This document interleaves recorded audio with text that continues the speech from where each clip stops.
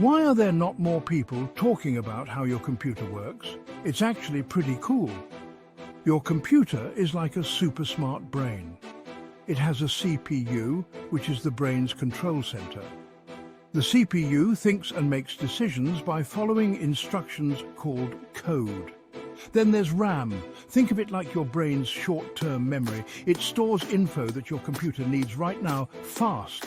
Next, you've got storage, either a hard drive or SSD.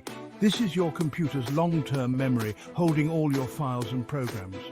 And let's not forget the motherboard, the big circuit board connecting everything together, like a nervous system. Lastly, your computer needs power, just like you need food. The power supply unit, or PSU, is the computer's heart, pumping electricity so everything works smoothly. So, there you have it. Your computer, explained in a minute. Now, go dazzle your friends with your tech know-how.